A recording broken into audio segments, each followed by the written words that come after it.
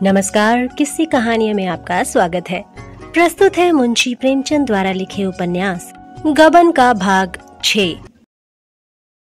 उस दिन से जालपा के पति स्नेह में सेवा भाव का उदय हुआ। वह स्नान करने जाता तो उसे अपनी धोती चुनी हुई मिलती। आले पर तेल और साबुन भी रखा हुआ पाता। जब दफ्तर जाने लगता तो जालपा उसके कपड़े लाकर सामने रख देती। पहले पान मांगने पर मिलते थे, अब जबरदस्ती खिलाए जाते थे। जालपा उसका रुख देखा करती, उसे कहने की जरूरत न थी। यहाँ तक कि जब वह भोजन करने बैठता तो वह पंखा झला करती। पहले वह बड़ी अनिच्छा से भोजन बनाने जाती थी और उस पर भी बेगार सी टालती थी। अब बड़े प्रेम से रसोई में जाती। चीजें अब भी वही बनती थीं, पर उनका स्वाद बढ़ गया था। रमा को इस मधुर स्नेह के सामने वह दो गहने बहुत ही तुच्छ जचते थे। उधर जिस दिन रमा ने गंगू की दुकान से गहने खरीदे, उसी दिन दूसरे सर्राफों को भी उसके आभूषण प्रेम की सूचना मिल गई। रमा जब उधर से निकलता तो दोनों तरफ से दुकानदार उठ उठकर उसे सलाम करते। आइए बाबूजी, पान तो खाते जाइए, दो एक चीजें हमारी दुकान से तो देखिए। रमा का आत्म संयम उसकी साख को और भी बढ़ाता था। यहाँ तक कि एक दिन एक दलाल रमा के घर पर आ पहुंचा और उसके नहीं नहीं करने पर भी अपनी संदूकची खोल ही दी। रमा ने उससे पीछा छुड़ाने के लिए कहा, भाई इस वक्त मुझे कुछ नहीं लेना है, क्यों अपना और मेरा समय नष्ट करोगे? दलाल ने बड़ी विनीत भाव से कहा, बाबूजी देख तो लीजिए, पसंद आए तो लीजिएगा, नहीं तो ना लीजिएगा। देख लेने में तो कोई हर्ज नहीं है। आखिर रईसों के पास ना जाएं तो किसके पास जाएं?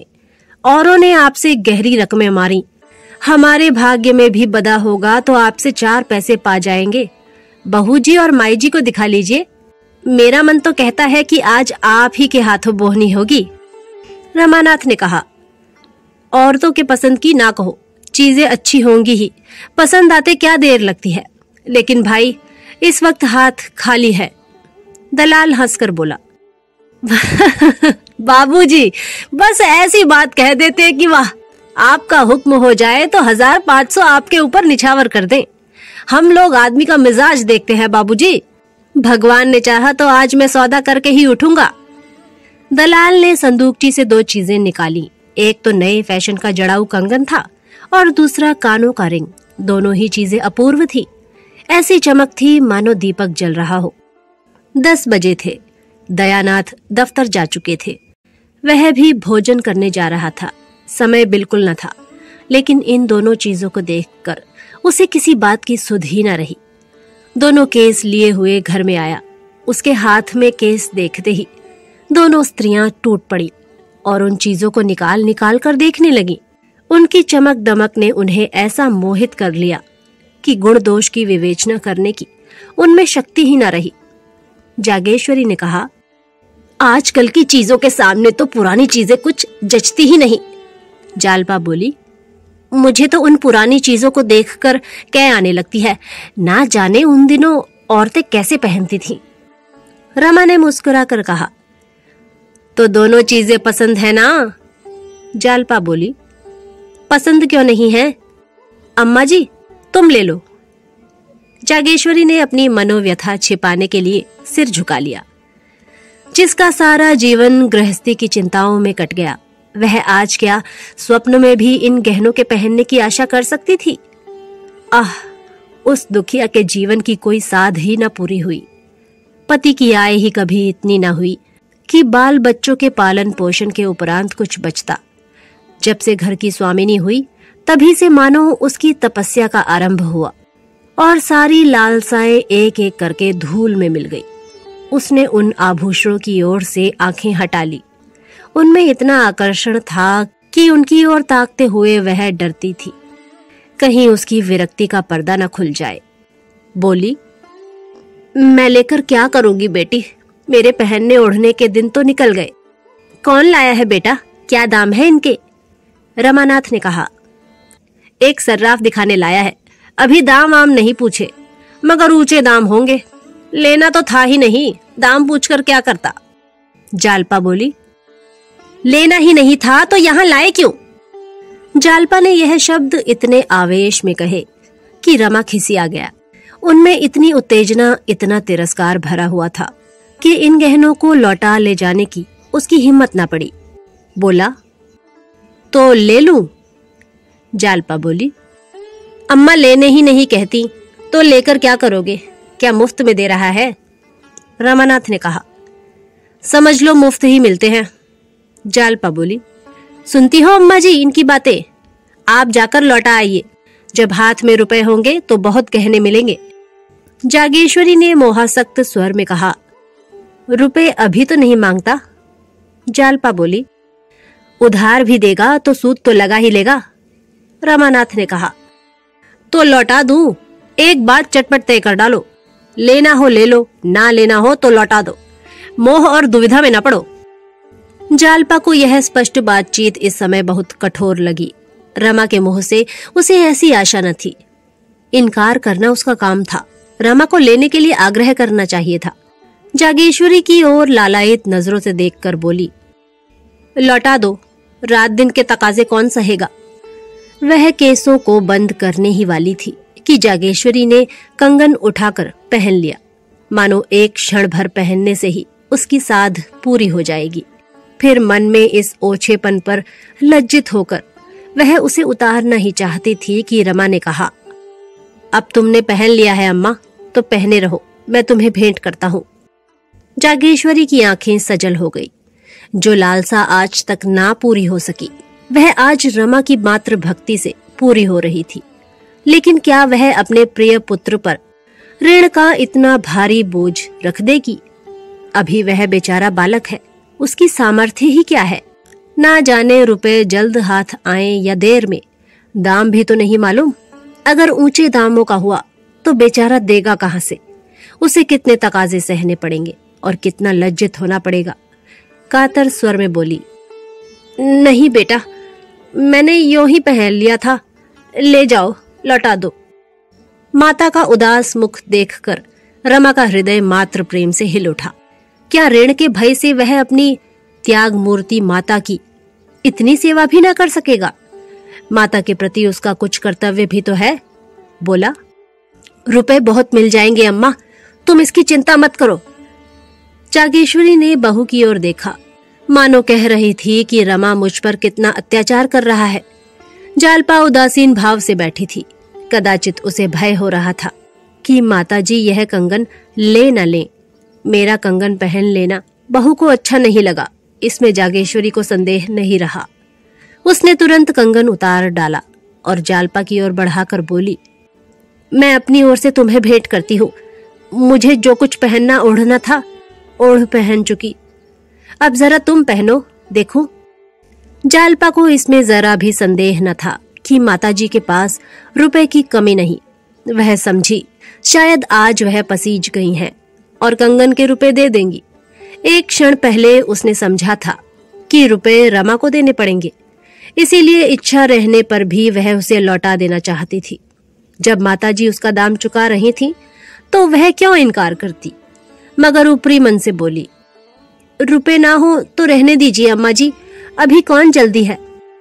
रमा ने कुछ चिढ़कर कहा, तो तुम यह कंगन ले रही हो?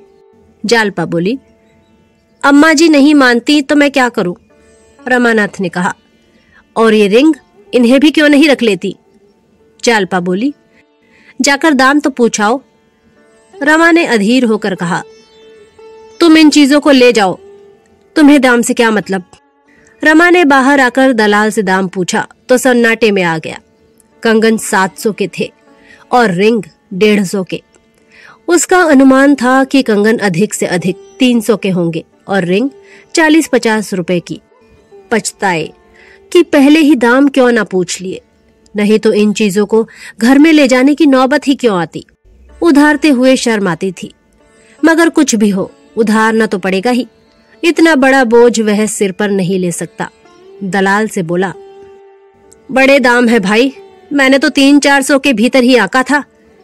दलाल का नाम चरणदास था। बोला, दाम में 1 कौड़ी फर्क पड़ जाए सरकार तो मुंह न दिखाऊं।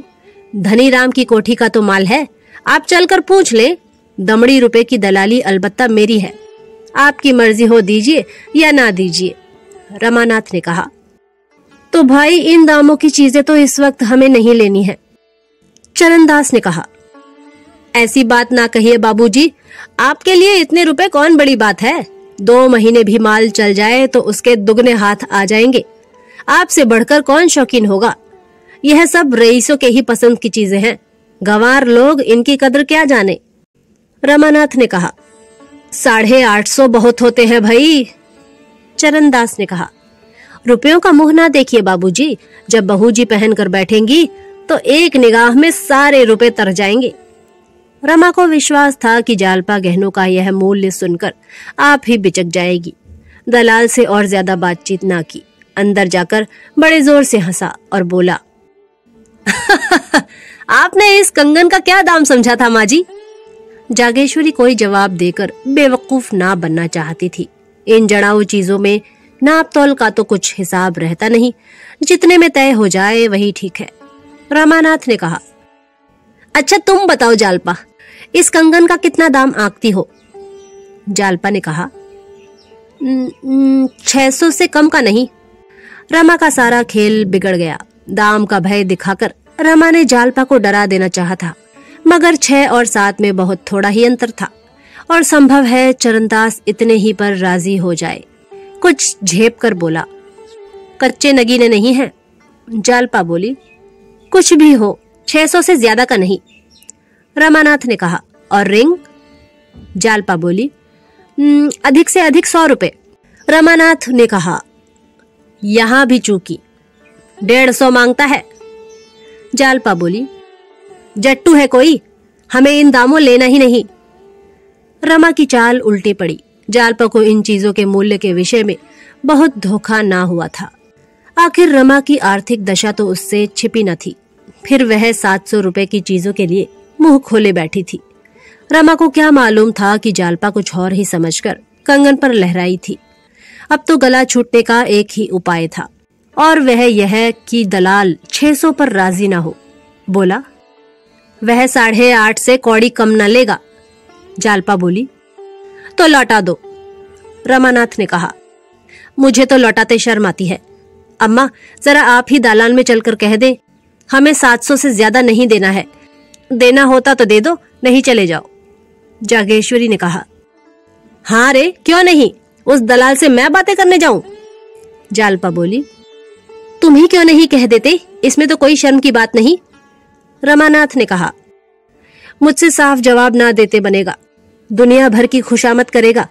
चुनी चुना आप बड़े आदमी हैं, रईस हैं, राजा हैं, आपके लिए 150 क्या चीज है, मैं उसकी बातों में आ जाऊंगा।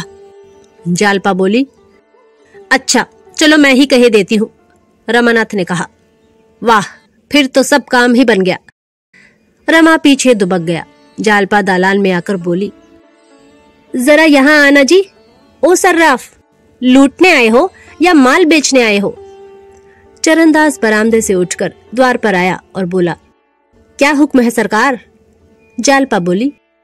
माल बेचने आते हो या जटने आते हो, 700 रुपए कंगन के मांगते हो। चरणदास ने कहा। 700 तो उसकी कारीगरी के दाम है हुजूर। जालपा बोली।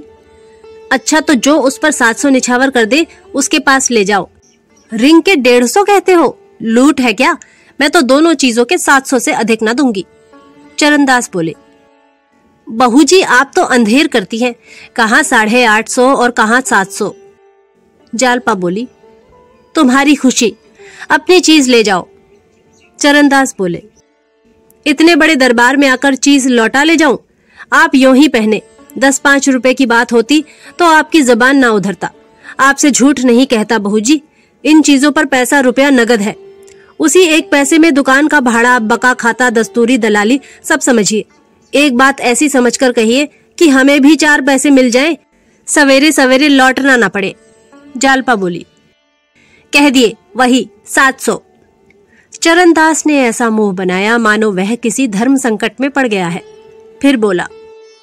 सरकार है तो घाटा ही, पर आपकी बात नहीं टालते बनती। रुपए कब मिलेंगे।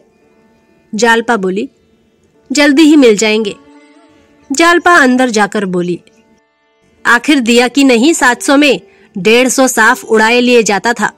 मुझे पछतावा हो रहा है कि कुछ और कम क्यों ना कहा। वे लोग इस तरह ग्राहकों को लूटते हैं। रमा इतना भारी बोझ लेते घबरा रहा था, लेकिन परिस्थिति ने कुछ ऐसा रंग पकड़ा कि बोझ उस पर लद ही गया। जालपा तो खुशी की उमंग में दोनों चीजें लिए ऊपर चली गई, पर रमा सिर झुकाए चिंता में डूबा खड़ा था। जालपा ने उसकी दशा जानकर भी इन चीजों को क्यों ठुकरा नहीं दिया, क्यों जोर देकर नहीं कहा मैं न लूंगी, क्यों दुविधा में पड़ी रही। 550 भी चुकाना मुश्किल था, इतने और कहां से आएंगे। असल में गलती मेरी ही है, मुझे दलाल को दरवाजे से ही दुत्कार देना चाहिए था। लेकिन उसने मन को समझाया, यह अपने ही पापों का तो प्रायश्चित है, फिर आदमी इसीलिए तो कमाता है। रोटियों के लाले थोड़े ही थे। भोजन करके जब रमा ऊपर कपड़े पहनने गया तो जालपा आईने के सामने खड़ी कानों में रिंग पहन रही थी। उसे देखते ही बोली, आज किसी अच्छे का मुंह देखकर उठी थी, दोनों चीजें मुफ्त हाथ आ गईं। रमा ने विस्मय से पूछा, मुफ्त क्यों, रुपए ना देने पड़ेंगे? जालपा बोली, रुपए तो अम्मा जी देंगी। रमानाथ ने कहा, क्या कुछ कहती थी? जालपा बोली, उन्होंने मुझे भेंट दिए हैं तो रुपए कौन देगा? रमा ने उसके भोलेपन पर मुस्कुराकर कहा, यही समझकर तुमने ये चीजें ले ली। अम्मा को देना होता तो उसी वक्त दे देती जब गहने चोरी गए थे। क्या उनके पास रुपए न थे? जालपा असमंजस में पड़कर बोली, तो मुझे क्या मालूम था, अब भी तो लौटा सकते हो। कह देना जिसके लिए लिया था उसे पसंद नहीं आया। यह कहकर उसने तुरंत कानों से रिंग निकाल लिए, कंगन भी उतार डाले और दोनों चीजें केस में रखकर उसकी तरफ इस तरह बढ़ाए जैसे कोई बिल्ली चूहे से खेल रही हो। वह चूहे को अपनी पकड़ से बाहर नहीं होने देती, उसे छोड़कर भी नहीं छोड़ती। हाथों को फैलाने का साहस नहीं होता था। क्या उसके हृदय की भी यही दशा न थी? उसके मुख पर हवाइयां उड़ रही थी। क्यों वह रमा की ओर ना देखकर भूमि की ओर देख रही थी? क्यों सिर ऊपर ना उठाती थी?